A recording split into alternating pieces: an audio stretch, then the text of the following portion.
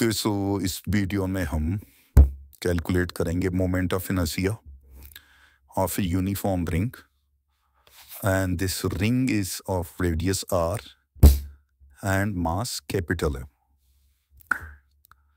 So radius is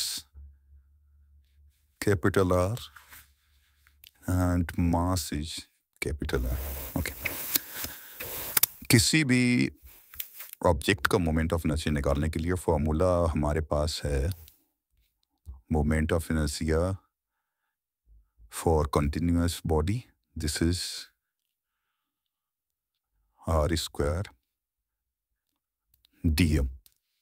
Okay, so r square is the perpendicular length from the axis and dm is the mass of the element. If you integrate it, you will get the total mass multiplied with r square. So that would give you the moment of inertia. ठीक है? So यहाँ पर अगर हम देखें एक elemental मास हम consider कर सकते हैं, और लेट्स से कि ये जो मास है एलिमेंट ले लिया हमने एक, वो लेंथ dl का है. ठीक है, dl लेंथ का है. तो इस dl लेंथ के एलिमेंट का मास जो है, अगर हम कहें स्मॉल एलिमेंट है तो उसका मास स्मॉल m होगा, dm होगा. वो dm कैसे निकालेंगे हम? अगर हम dm निकालें तो कैसे निकालें? अगर हम dm पता है तो हम इजीली उसको निकाल सकते हैं, राइट?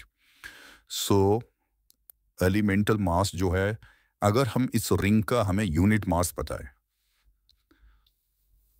ओके, मास पर यूनिट लेंथ, तो हम इतनी लेंथ से अगर मल्टीप्लाई कर दें तो हमें इस एलिमेंट का मास पता चल जाएगा, राइट?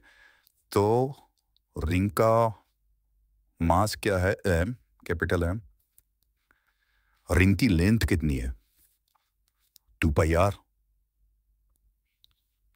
ठीक है, तो ये हो गया मास पर यूनिट लेंथ. इसको हम मल्टीप्लाई कर दें इस एलिमेंट लेंथ को, ठीक है, तो ये हमें देगा मास ऑफ दैट एलिमेंट. अब क्या है, सिंपली अगर हम इसको यहाँ रख दें तो मोमेंट ऑफ इनर्शिया कैलकुलेट कर लेंगे. Let's see. तो आई जो होगा वो होगा आर स्क्वायर dm. हम dm कितना है? m upon 2 pi r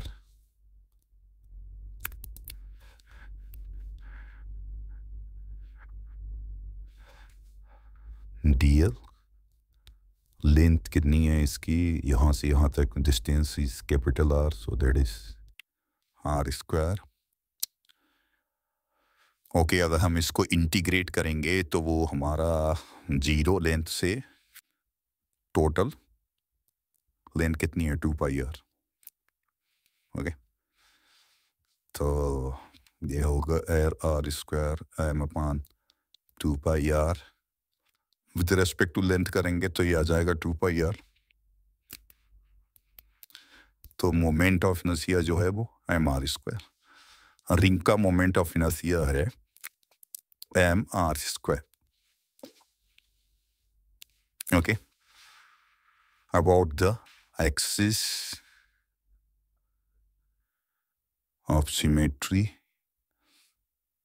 for to the center about the z axis. Okay, so this is the moment of inertia of the ring.